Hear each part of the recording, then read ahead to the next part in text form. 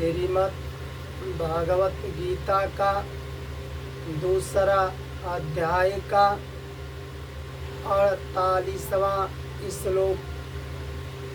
योगस्था कुरु कर्माणि संगम त्यक्त्वा धनंजय सिद्धय असिद्धय समभूत्वा समत्वम योग उच्यते।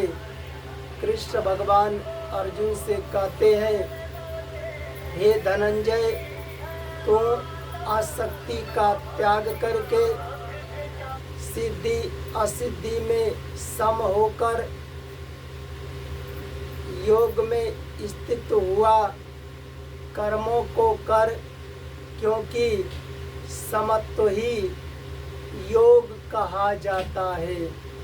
कृष्ण भगवान अर्जुन से कहते हैं,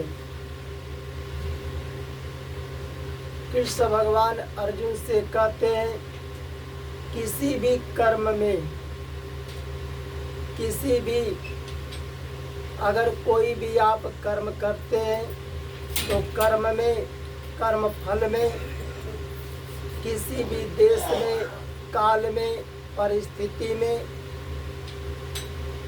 अंतकरण में, आदि प्राकृतिक वस्तु में तेरी आसक्ति न हो। कर्म करते हो तो उस कर्म में तेरी आसक्ति न हो,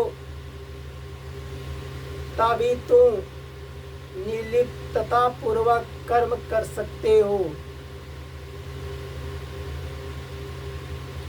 अगर तुम कर्म में, कर्म फल में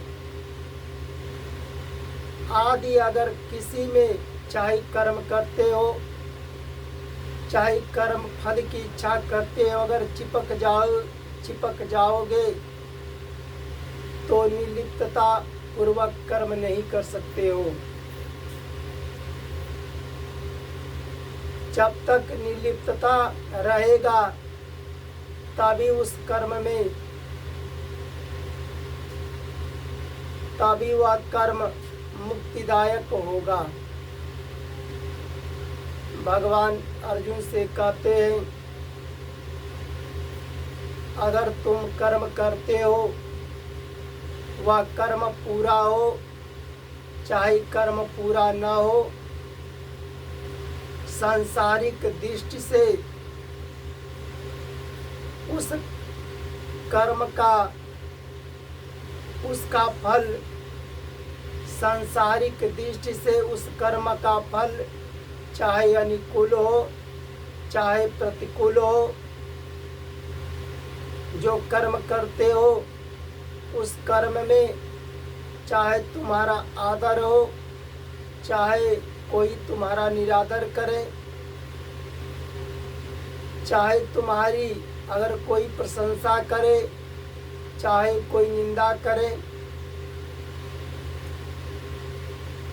चाहे उस कर्म करने से तुम्हारा अंतकरण शुद्ध हो चाहे अंतकरण शुद्ध न हो,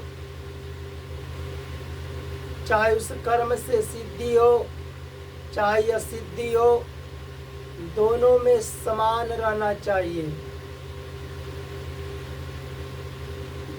जब दोनों में समान रहोगे तो समता ही, कृष्ण भगवान अर्जुन से कहते हैं कि समता ही योग कहा जाता है, और योग परमात्मा का स्वरूप है। जय जय श्री राधे राधे। भगवान श्री कृष्ण की जय।